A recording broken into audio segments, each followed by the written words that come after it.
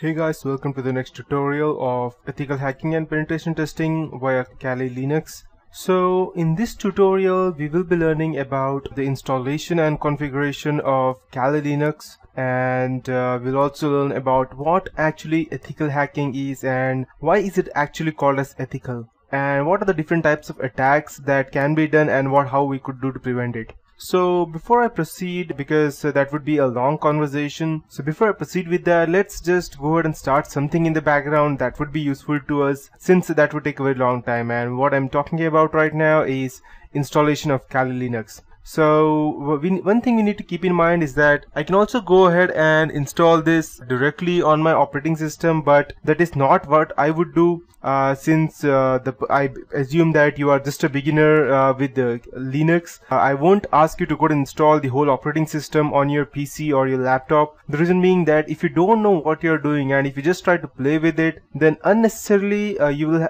be in a lot of trouble. That is the reason. You don't know how the system works. For example, let's say I've been working on a Windows machine since, let's say, around past 7 or 8 years maybe, and since I'm working since past 7 or 8 years, I know how exactly it works. Let's say, for example, I know why there are system files over here and what each and every system file mean. Like say I can go into Windows system 32 file, and I know that if I delete either of the programs, what will happen. So these are the driver store for my drivers and group policy users, so I know what is what exactly.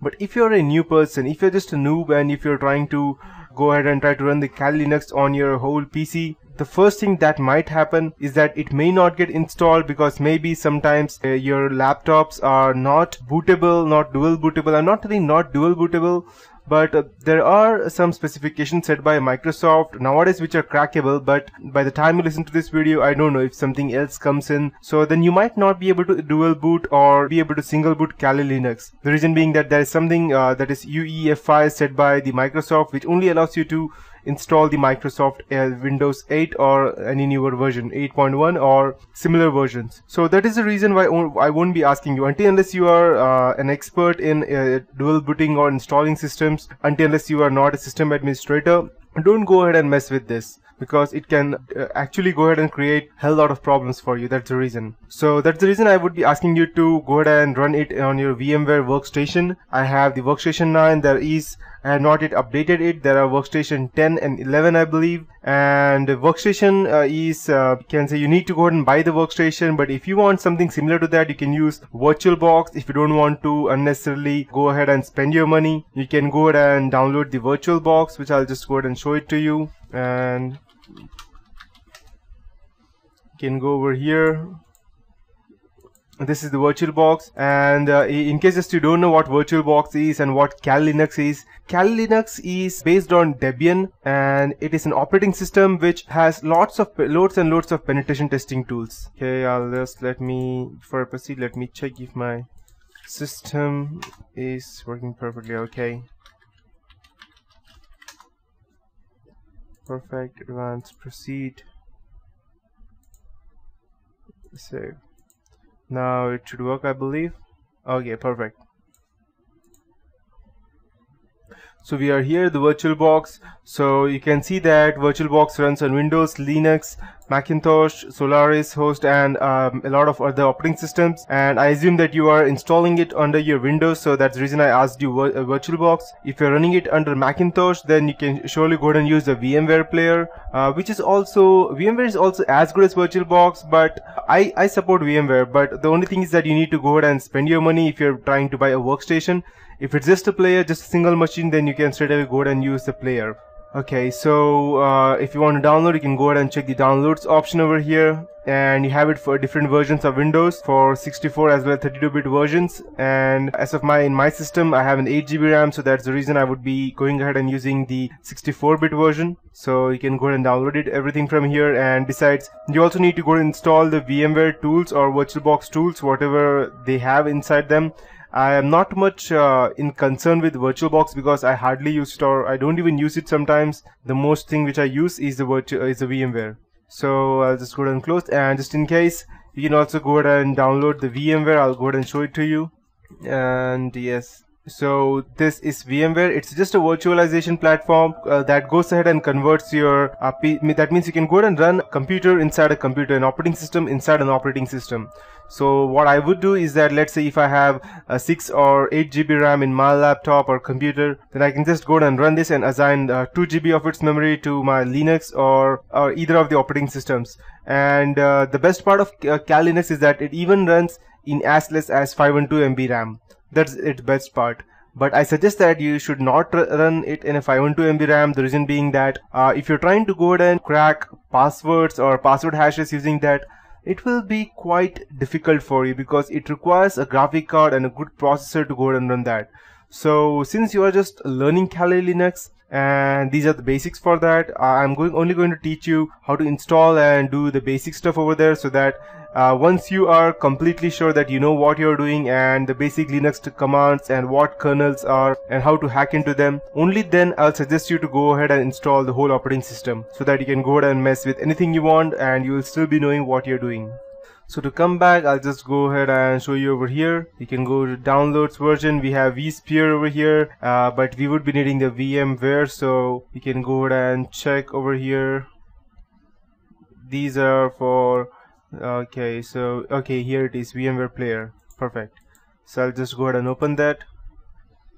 So these are the two versions, one for Microsoft Windows and one for Linux, and these are 64-bit versions. If you want, you can go back and check, and you will find the normal means 32-bit versions as well, and these are compatible, so you have the drivers and tools for them and open source, just in case you are using Linux. And you might be wondering that if you are using Macintosh, then what can you do? So if you are using Macintosh, then you can go ahead and download the VMware Fusion, and I'll just go ahead and open this. And okay, sorry, this was the VMware Fusion. Perfect. And just in case you want to buy, you can also go ahead and buy the Workstation. Workstation is far more better than the VMware, the normal VMware. The reason being that Workstation goes ahead and you can go ahead and connect two virtual machines at one time only. So that's far better, but you can do the same thing in VirtualBox and without spending any kind of money. So, but I support VMware because it has an extended support. That's the reason. So yes, you can go ahead and download these over here. These are for Mac and these are for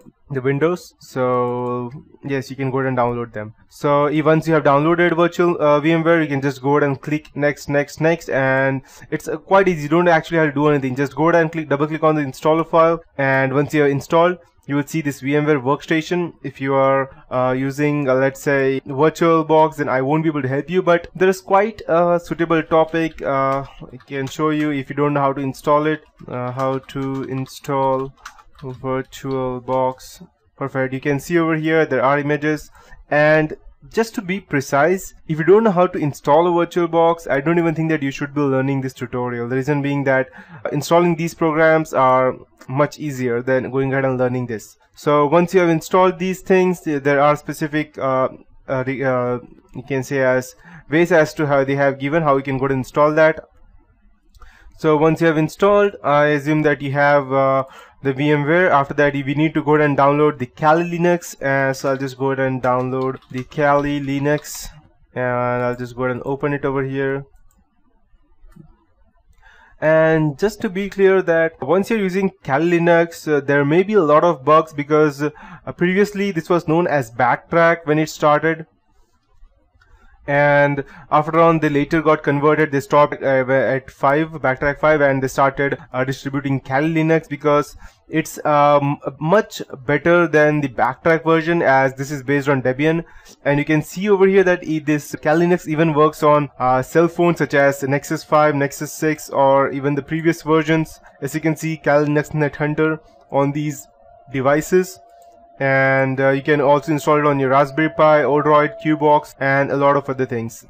So in these are the penetration testing tutorials. You can also go ahead and search them in case you don't understand this. And to download the Kali Linux, you can go over here. These are the SA1 sum file. Just go ahead and check them if you're unable to go and download a proper file. And these are the proper versions of downloading.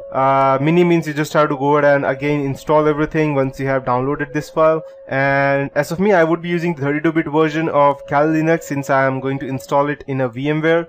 and you can go ahead and download these over here. There are torrent options as well as ISO, and once you go ahead and download them, these are the latest version 1.1.0a, the same version which I would be using. Just let me check before I... okay, perfect. 1.1.0, and that's what I would be using. Perfect. And once you have downloaded that, we would need one more thing. Since I assume that you have at least 4 GB of RAM to run this, because either you have 4 GB of RAM or you should install the whole of Kali Linux under your operating system if you have 2 GB of RAM or less. The reason I'm saying that is because we are going to run a total of 3 operating systems. That is the main host, that means this whole operating system. Inside that we are going to run Kali Linux over here, and we are also going to run Windows 7, because we are going, the Windows 7 will be our target machine, and Kali Linux will be our main machine, attacker's machine, through which we would be going ahead and attacking the Windows 7. And the Windows 7 version which I would be using right now, it would be the one, would be the first one, and I won't be using the Service Pack 1 activated. Service Pack 1, the reason being that you can say it as, let's say, it is, you can also go ahead and install Service Pack 1. The only reason I'm using is because I don't have it, and I would just recommend that you don't go ahead and start the Defender. If you have it, it's not a problem, but I would suggest turning off the Defender, since I assume that you are just a noob who is going to learn through these tutorials. And the different, if you're using a Defender, a Windows Defender on, if you're keeping that on, then there might be a different way to go ahead and, let's say, penetrate that particular operating system. So that's the reason I'm not going to teach you how to go ahead and bypass the Windows Defender. So yes, so when you have all of these 3 things, after that we can go ahead and start with the installation and configuration of our operating systems.